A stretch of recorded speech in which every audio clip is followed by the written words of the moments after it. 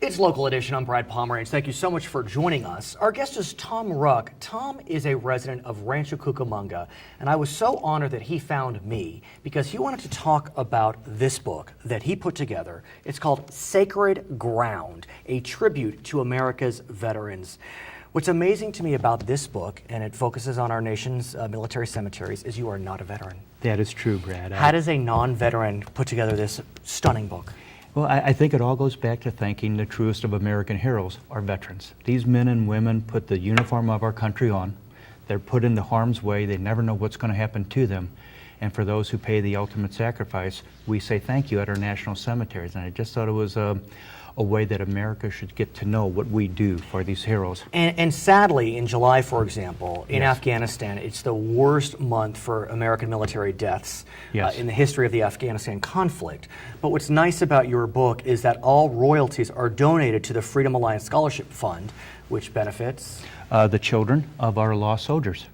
So- College scholarships go to people who wore the uniform and they lost their mom or dad. We let them know 15, 13, 10 years later that they won't be forgotten. I want to ask you a question. I'm Sure. old enough Yes. to remember that my aunt in the mid-'70s gave me a bracelet. And it was silver, and it was a missing Vietnam vet. Correct. And I can remember people staring at me askance like, you traitor, why are you wearing that?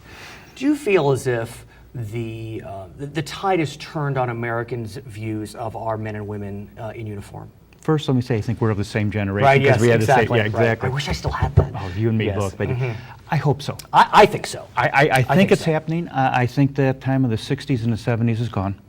I think there's a mutual respect for those who defend the American way of life, the American dream, and that's our military. And after military, they become veterans.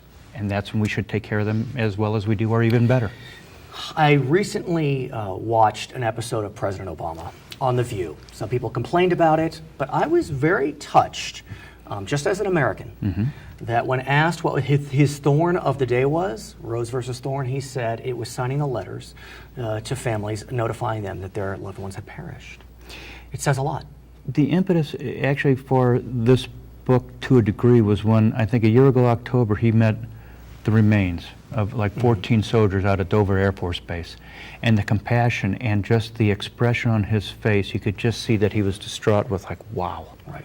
You know, these men and women fought for the red, white, and blue and what we really mean as America. No, I know that you're not a man entrenched in politics, which I think is neither good nor bad, but it is what it is, yes. But the reason I say that is you are actively under consideration for a high position in the Department of Veterans Affairs as the Undersecretary for Memorial Affairs. How appropriate.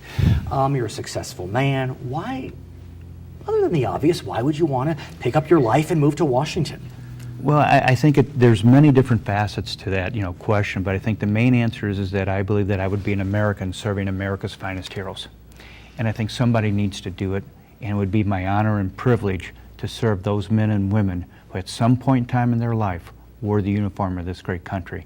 And to make sure that at the final time when American can say, thank you for what you did, it's done right, and it's done perfectly. And let me say the National Cemetery Administration does it pretty well right now. Although there's some work that needs to be done at Arlington. I recently learned that there are more graves that are mismatched. So that's hopefully if you get that position, you'll fix that situation. That's another page in another interview. The good news is this is but one edition. You plan to travel to Europe, hopefully, and to the one cemetery in the Pacific. Volume 2, maybe in 3 years, we'll put that out. We'll start putting it together next summer. It's very exciting. Year and a half, put it together, and then come out with the European version of our national military Tom, it's really been cemeteries. my pleasure to meet you. I thank you for finding me. His book is called Sacred Ground, a tribute to America's veterans. Pick it up. It is award-winning. My name is Brad Pomerantz. We thank you for watching. Back to HLN.